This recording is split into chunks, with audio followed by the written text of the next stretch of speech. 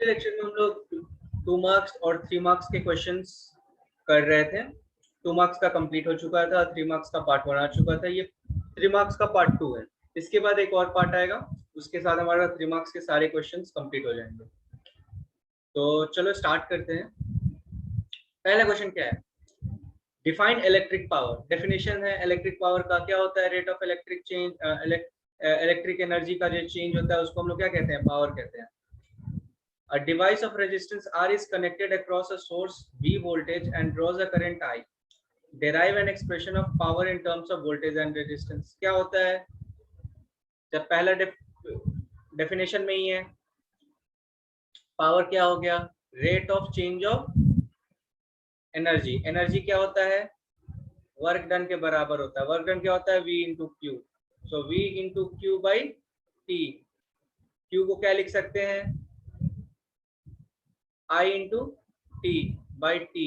T से T cut गया। हमें किसके टर्म्स में चाहिए? रेजिस्टेंस और वोल्टेज के टर्म्स में चाहिए। आई को किससे रिप्लेस कर सकते हैं? V into V by R से। तो इससे हमको क्या मिला? V square by R. ये हमको पहले से सब हजारों बार ये हम लोग काम कर चुके हैं, तब तक याद हो जाना चाहिए। नेक्स्ट क्वेश्चन क्या कह रहा है? An electric bulb is connected to a 220 volt generator. The current is 0.5 ampere. What is the power of the bulb? Power क्या होता है? V I, P square R I square, ये हमारा पावर होता है। यहाँ पर क्या अप्लाई होगा बताओ? यहाँ पर हमको करंट दिया है, वोल्टेज दिया है, तो सीधे VI का यूज कर देंगे। मतलब 220 इंटू 0.5, तो क्या मिल जाएगा? 110 वॉट। समझ आया? Very good. अगला question, state one difference between kilowatt and kilowatt hour. क्या डिफरेंस होता है? देखो, ये सिर्फ अच्छे से समझने के लिए होता है। देखो, किलोवाट का मतलब क्या हुआ? 10 टू द पावर 3 वाट।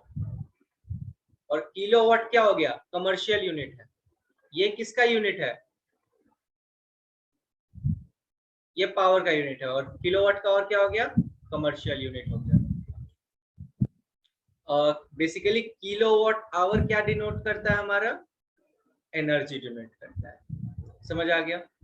चलो, a bulb is rated 5 volt 500 milliampere. Calculate the rated power and resistance of। ठीक है, फिर से same formula, P is equal to VI equals to V square by R और I square R। क्या use करेंगे यहाँ पर? क्या क्या दिया हुआ है? वोल्ट दिया है, करंट दिया है, तो फिर से VI यूज करेंगे। 5 into 500 into 10 to the power -3 milli ampere है। मिली एम्पियर मतलब क्या होता है? 10 टू द पावर -3। ठीक है, चलो क्या होगा इसका? इसका ये हो जाएगा 1 और ये खत्म हो जाएगा। 25 इंटू 10 टू द पावर -1 मतलब 2.5 वॉट। आगे क्वेश्चन क्या कह रहा है? रेटेड पावर हो गया। Resistance of the bulb when it glows. Resistance क्या होता है? I R equals to V. I पता है, वी पता है, तो आर क्या हो जाएगा? रेटेड कितना है? 5। करंट कितना जा रहा है? 500 मिली एम्पियर। तो ये पोर्शन ऊपर जाएगा तो क्या हो जाएगा? इंटू 1000। तो नीचे से क्या हो जाएगा? गायब। अब यहां से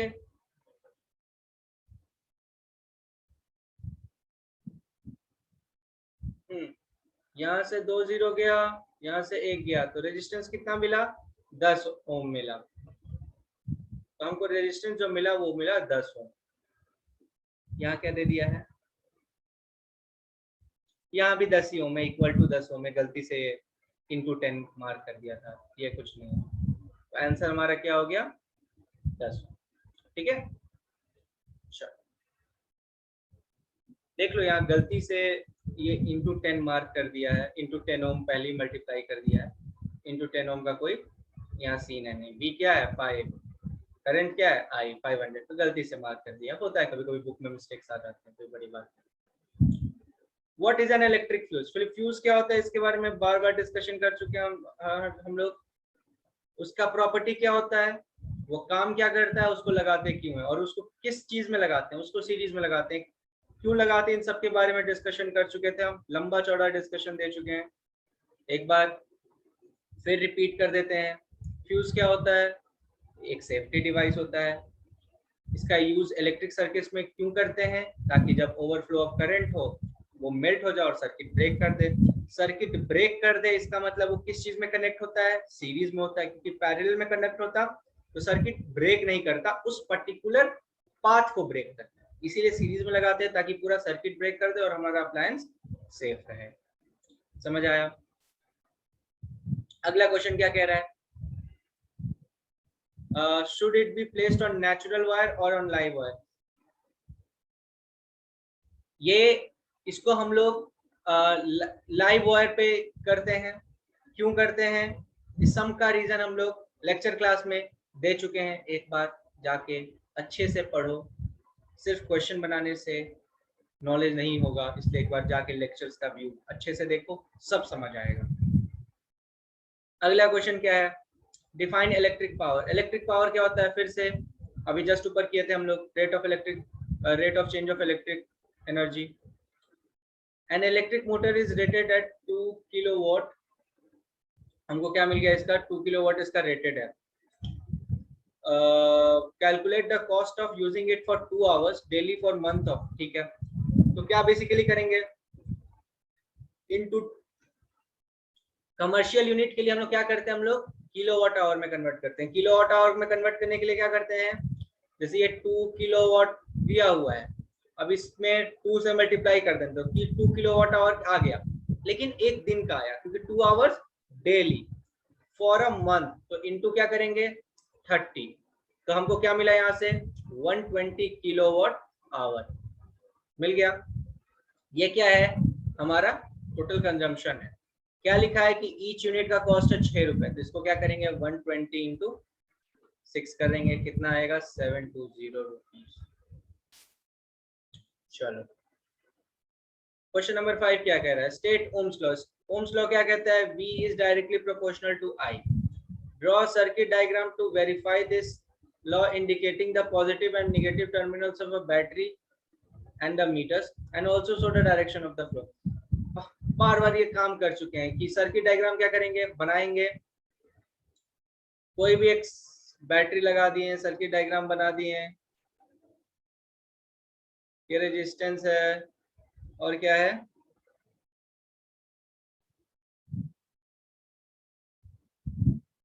ठीक है, इससे करंट I जा रहा है, इससे करंट V जा रहा है। अगर इसको 2V कर देंगे तो ये 2I हो जाएगा, ये R हमेशा रहेगा, तो ये डायरेक्टली प्रोपोर्शनल होता है। वेरीफाई करने के लिए यूज कर सकते हैं। चलो इसमें रियोस्टैट का यूज किया है। रियोस्टैट का यूज करके क्या पता चलेगा डायग्राम में, ये रियोस्टैट का क्यों यूज किया है? सिंपल लॉजिक है। रियोस्टैट का अगर यूज करेगा तो अगर R वेरी करेगा तो V और I भी आपस में प्रोपोर्शनली वेरी करेगा। हम क्या किए, हम वोल्टेज को वेरी करवाए थे, जिससे हमको पता चला कि करंट वेरी कर रहा है उतना ही से जितना से वोल्टेज को हम चेंज करा रहे हैं कांस्टेंट। अगर हम V को ट्वाइस कर रहे हैं तो I भी हमारा ट्वाइस हो जा रहा है। और ये क्या कर, ये कि बुक में क्या किया है, रियोस्टैट का यूज किया है, वो रेजिस्टेंस वेरी करवाया। अगर रेजिस्टेंस वेरी करेगा तो वोल्टेज भी वेरी करेगा, I भी वेरी करेगा, और ये इन लोग का जो वेरी करेगा हर बार वो एक स्ट्रेट लाइन आएगा, जिससे पता चलता है कि V is directly proportional to I। चलो अगला, give the reason for the following. Why are copper and aluminium wires used as connecting wires? क्यों करते हैं बताओ?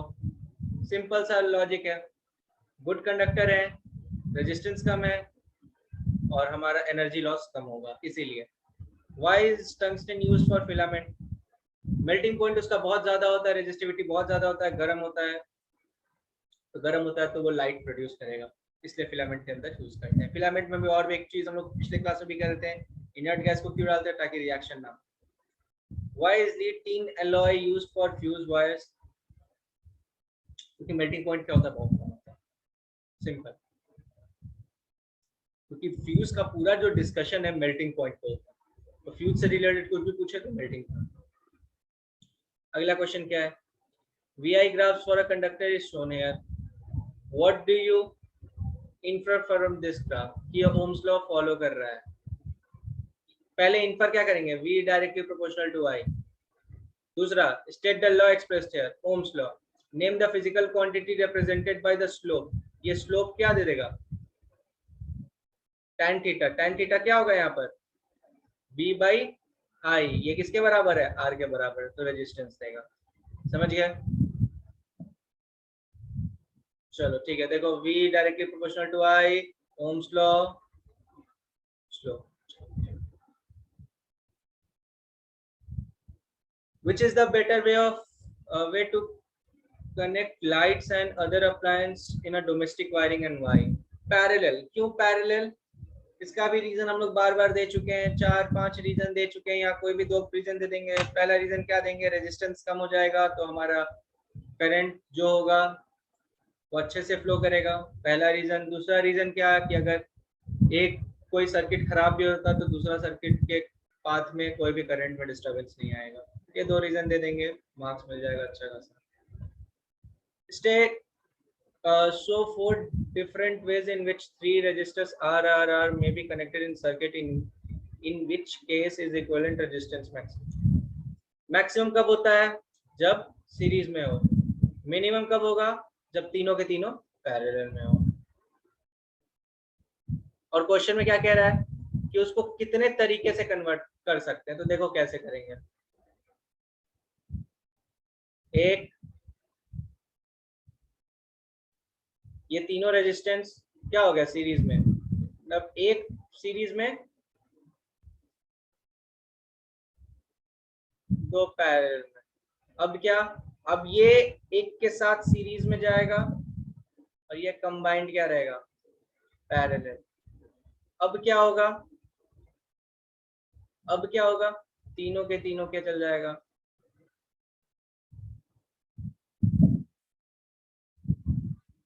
तो हम लोग सीक्वेंस के साथ आगे बढ़े।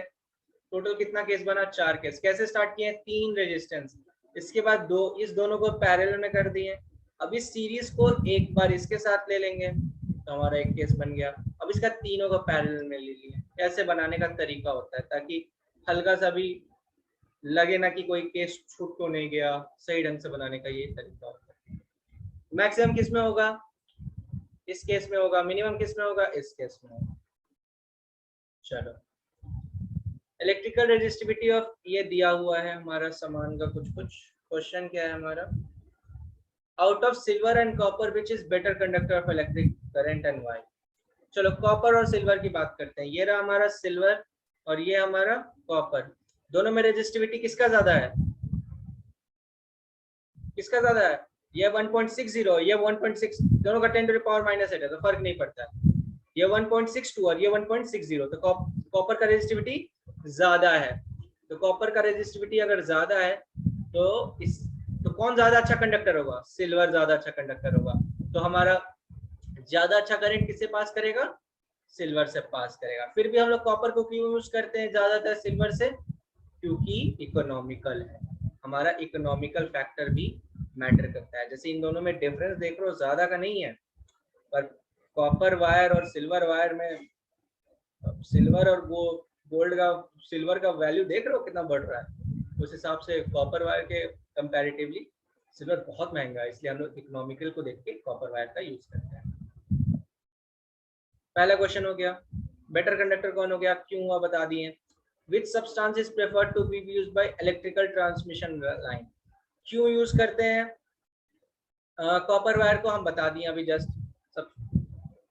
क्यों, मेन रीजन क्या है यूज करने का कॉपर वायर, क्योंकि इकोनॉमिकल है।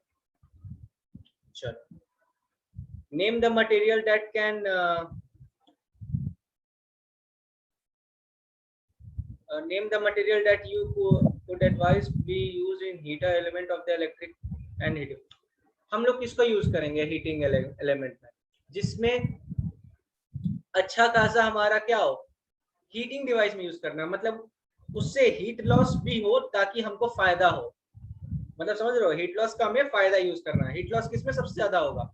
जिसका रेजिस्टेंस सबसे ज्यादा होगा। रेजिस्टेंस सबसे ज्यादा किसका होगा? जिसका रेजिस्टिविटी सबसे ज्यादा होगा। रेजिस्टिविटी सबसे ज्यादा किसका है? Nichrome wire. 10 to the power -6, ये सब 10 टू द पावर -8 में। समझ गए? अच्छा, अगला question. In the above circuit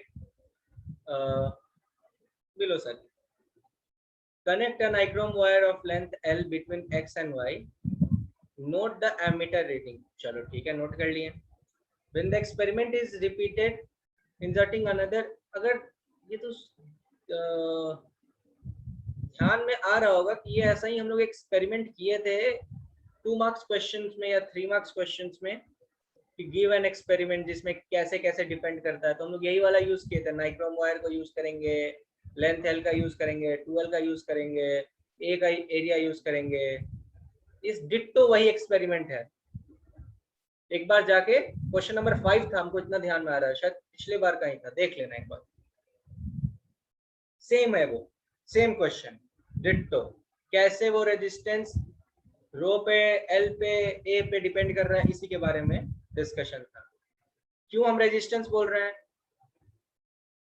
क्यों नहीं हम करंट बोल रहे हैं? कि अरे आई डिपेंड करता है आर पे। अगर आर के बारे में हम ये सब दिखा दिए, अगर आई आर ज्यादा रहा तो आई कम होगा, होगा ही। अगर आर क्या रहा, कम रहा तो आई ज्यादा होगा। लॉजिक बात। Potential difference between points A and B is an electric field is 1 volt. चलो क्या लिखा हुआ है कि potential difference between A and B in an electric field is 1 volt. इसका मतलब क्या हुआ कि अगर बी पॉइंट से ए पॉइंट पर हम एक चार्ज को ला रहे हैं, तो हमारा जो अमाउंट ऑफ वर्क डन होगा उसको अगर हम चार्ज से मल्टीप्लाई करेंगे, हम 1 यूनिट क्यों नहीं बोल रहे हैं, या चलो ज्यादा बेटर है 1 यूनिट ही बोल देते हैं। 1 यूनिट चार्ज को पॉइंट बी से पॉइंट ए लाने में एक इलेक्ट्रिक फील्ड के अगेंस्ट में जितना वर्क डन होता है, इनटू उसी को हम लोग कहते हैं पोटेंशियल डिफरेंस। सिंपल सा। 1 जूल इज 1, हाँ 1 जूल में कन्वर्ट, वही जो हम बताएं अभी। 1 यूनिट चार्ज मतलब क्या हो गया? 1 coulomb charge. Define the relation of equivalent resistance when 3 resistors are connected in parallel.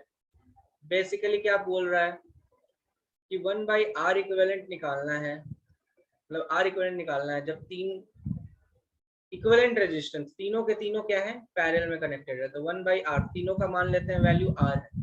1/R क्या हो गया हमारा? 3/R। तो R इक्विवेलेंट क्या हो जाएगा? R/।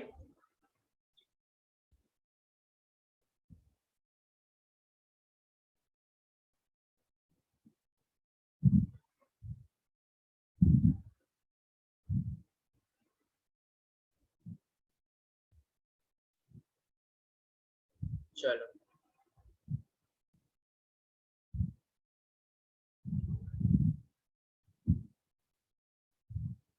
ये फॉर्मूला डिराइव करने बोल रहा है क्या?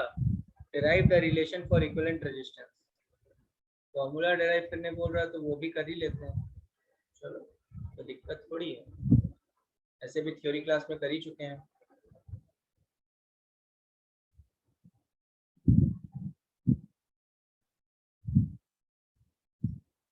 जनरल केस बना के चलते हैं, ज्यादा बढ़िया रहेगा, है ना। R1, R2, R3, बाद में क्या करेंगे, तीनों को हम क्या करेंगे? बराबर दिखा देंगे। यहाँ से वोल्ट भी आ रहा है, यहाँ से V गया, इसमें करंट जाएगा I1, इसमें करंट जाएगा I2, इसमें करंट जाएगा I3। करेक्ट।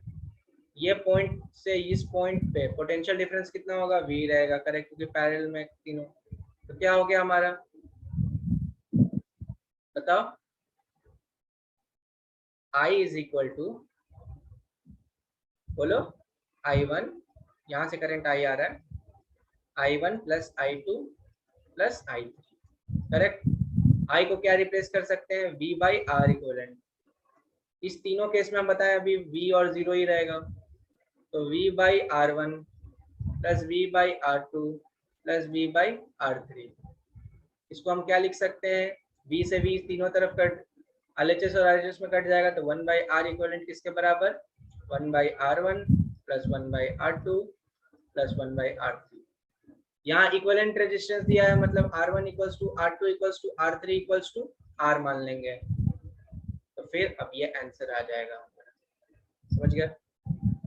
चलो,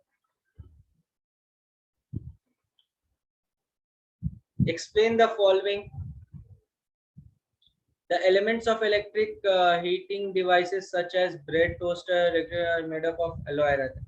क्यों प्योर मेटल से नहीं? क्यों alloy रहेगा तो उसका रेजिस्टिविटी ज्यादा होगा, रेजिस्टिविटी ज्यादा होगा तो हीटिंग ज्यादा होगा, हीटिंग ज्यादा होगा मतलब एनर्जी लॉस ज्यादा होगा, इसीलिए हम लोग यूज करते हैं एलॉय का। बार बार डिस्कशन कर चुके हैं। सीरीज अरेंजमेंट क्यों नहीं यूज करते डोमेस्टिक में? फिर से वही सेम रीजन पहले भी बता चुके हैं। एक स्विच खराब, अगर एक बल्ब फ्यूज हो गया तो पूरे घर का लाइट खत्म होगा, सीरीज में होगा। कॉपर एंड एल्युमिनियम वायर्स क्यों यूज करते हैं? क्योंकि रेजिस्टिविटी कम होता है और इकोनॉमिकल भी है। Can you run an electric geyser with power rating 2 kilowatt 220 on a 5 line? क्यों? अब देखो कैसे डिसाइड करेंगे। हमें आई चाहिए 5 एम्पियर का लाइन है, मतलब 5 एम्पियर से ज्यादा नहीं हो सकता है। अब हमें मिला हुआ है पावर कितना, 2 किलोवाट, मतलब 2 × 10⁻³ पावर है हमारा, और वो किसके बराबर होता है? V × I के बराबर। V किसके बराबर है? 220 के बराबर। तो I किसके बराबर होगा? 2000/220। अगर देखेंगे ध्यान से तो इसका वैल्यू 9 से प्लस आ रहा है, इसका मतलब क्या हुआ? ये 5 एम्पियर से ज्यादा है, मतलब हम लोग ये यूज नहीं कर सकते हैं इस इलेक्ट्रिक। Can you run? तो इसका आंसर होगा नहीं। Derive an expression for combination of two resistance connected in series। फिर से derive कर लेंगे, थ्योरी क्लास में किए थे हम लोग।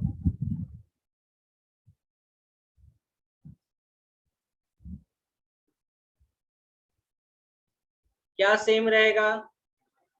करंट सेम रहेगा, वेरी गुड। तो हम लोग क्या करेंगे, अब जैसे कि यहाँ से करंट आई जा रहा है, इसमें भी आई रहेगा, इसमें भी आई रहेगा, तो इसमें पोटेंशियल ड्रॉप कितना होगा? V1 होगा। इसमें पोटेंशियल ड्रॉप कितना होगा? V2 होगा। दोनों का समेशन किसके बराबर होगा? V के बराबर होगा, करेक्ट। सो V1 प्लस V2, V को क्या लिख सकते हैं? 1/R equivalent. V1 को क्या लिखेंगे? I1 I × R1, क्योंकि दोनों में तो करंट सेम ही है, और I × R2। I दोनों LHS और RHS दोनों में कट जाएगा, तो R इक्विवेलेंट किसके बराबर आ जाएगा? R1 प्लस R2 के बराबर आ जाएगा। समझ आया? अगला question, 3 registers of 10 ohm, 15 ohm and 20 ohms are connected in series in circuit. If the potential drop across the 15 ohm resistance is 3 volt, find the current in the circuit. Potential drop कितना दिया हुआ है? 3 volt। R कितना है? 15 की तरफ निकालना है, तो हमारा I क्या हो गया? 3/50, 1/5, correct. Find the current in the circuit and the potential drop across. Current in circuit क्या होगा हमारा?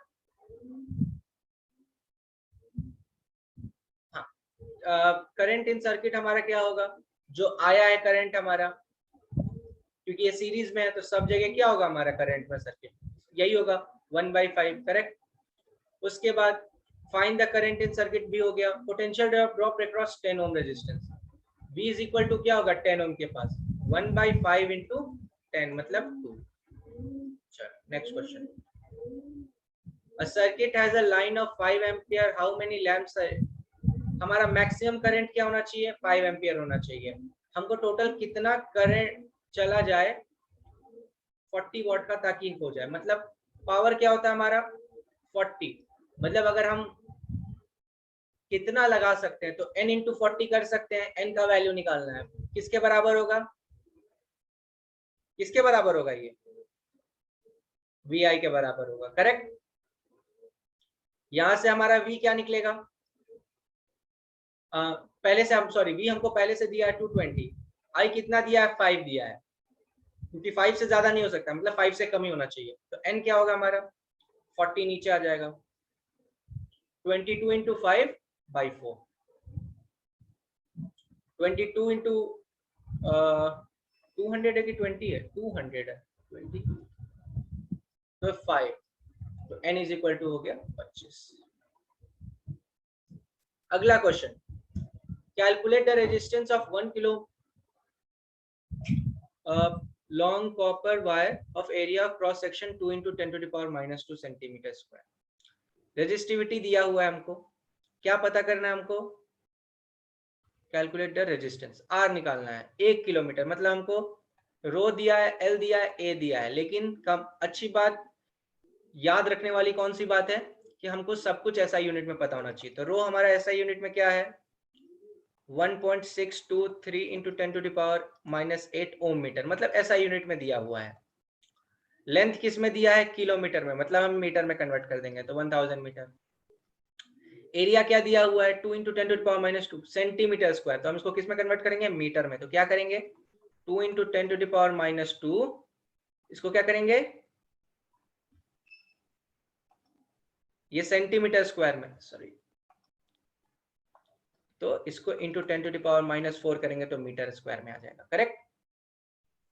तो हमारा क्या आएगा रेजिस्टेंस, यहां से 2, यहां से 4, तो 6, तो ऊपर में ये 8 है तो 2 बचेगा, ये 2 को ये 2 0 हटा देगा, करेक्ट। और इस 2 से ये गया तो 5, तो 1.6 इंटू 5, 1.6 रहा, मतलब 1.6 मानते हैं, तो क्या आया 8.0 प्लस, मतलब 8 से कुछ थोड़ा सा ज्यादा, 2 3 से मल्टीप्लाई करेंगे तो कितना आएगा, 2 3 इंटू 5, मतलब कि करीब करीब मान के चलो 8.1 के अराउंड तुम्हारा वैल्यू आएगा। चलो देख लेते हैं, हमारा आंसर भी 8.1 ही दिया है, चलो बढ़िया है। तो इसी के साथ हम लोग स्टार्ट करेंगे क्वेश्चन नंबर 19। क्वेश्चन नंबर 19 क्या कह रहा है हमारा, कि 2 डिवाइस दिया है, दोनों को सीरीज में लगाए हैं, और जो मेन सप्लाई है 440 वोल्ट, तो पूछ रहा है कि कौन सा पहले डिवाइस करेगा, fuse of which device, fuse लगा हुआ है ताकि दिखाने के लिए कि सेफ्टी का पूरा ध्यान रखा जा रहा है, तो कौन सा पहले ब्लो करेगा। तो अगर पहला केस है P1, उसमें V कहना है 200 इंटू 200 बाई R1, तो R1 यहां से क्या हो जाएगा हमारा 200 इंटू 200 बाई 44। दूसरा केस में R2, R2 क्या होगा हमारा 220 इंटू 220 इंटू R2 क्या है, W2 क्या है 11, ठीक है। तो इससे हमारा R1 और R2 आ गया, दोनों क्या है, हमको लगता है यहां अगर देखो तो यहां लिखा हुआ है कि 4 टाइम्स, मतलब ये क्वेश्चन में यहाँ गलती से 220 होना चाहिए।